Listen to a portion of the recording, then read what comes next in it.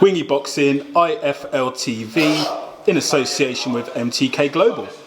I'm here with the man, the poker face brother, Shakiel Thompson. What's going on, brother? I'm you good. Are you? Yeah, I'm not bad, man, not bad. Yeah. So, fight against Poetsch. He's always tough, isn't he? He's always a tough opponent. He's tough. He stayed in there.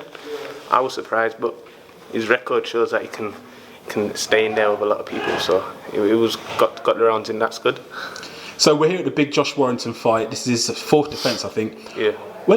What do you think when you see this sort of big event? I guess, are you hungry to get to that level, or are you still patient, building your way up? Because people have got hopes on you, haven't they? Yeah. People have got hopes on me. I'm hungry to get to that level. I'm hungry for titles. I'm just hungry to get to the top. So when that comes. Did you know? I mean, silly question. Obviously, you knew of Poetsch before you went up against him, but yeah, I knew a little bit about. Did you think, how am I going to get through that? Because he always shells up. He's tough to get through. Is that type of fighter? He shells up, but today, from what I've seen of him before, no one hardly lands on him. But today, I was landing on him all day. So it goes to show skills. What I found interesting as well was that you didn't rush it. You didn't want to push it to get that stoppage. You was patient. I was patient. And I don't know if you agree or not, but when you're more relaxed, the shots seem to flow. Yeah, definitely. Since my last performance, I've worked in the gym, worked on a lot of new things. They've all paid off for my performance today. I stayed relaxed, stayed focused, and it was a much better performance. It goes to show, innit? What's next for you now? When are you looking to be out next? I'm hopefully one more this year. I'll be happy with that. If Frank can get me one more this year, I'll be happy. And then into next year, I'm wanting a title. So we'll see what's what. And what are the team saying with the progress? Everybody happy? Everyone's happy. Everyone's happy with the progress. Onwards and upwards from here. So is what is. Do you have any opponents like around middleweight that you look at silently? Because you don't really go about shouting out people and that, do you? No. Especially not at this stage. But have you got people that you've got an eye on? No one really. Any middleweight that wants it can get it. It's as simple as that. It's the hurt game. So whoever wants it, I'm here. You ready? I'm ready to fight. That's good. That's good. Did you see the Golovkin fight? Just want to get your opinion. Yeah, on that. I saw that. What do you think on that? Faded, or because apparently he was ill, wasn't he? He had a cold. That's what they say.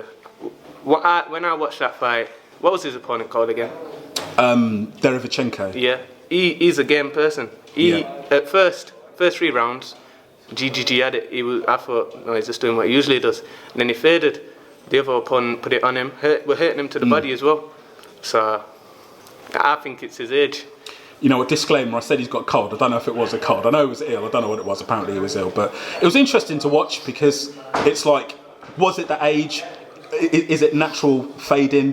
What did you think of Derevchenko specifically from your perspective as a fighter? I thought it was good. I thought he was pushing GGG on the ropes. He was, wasn't he? Yeah. He was, and you hardly see that. You don't see that. So he's strong and his game.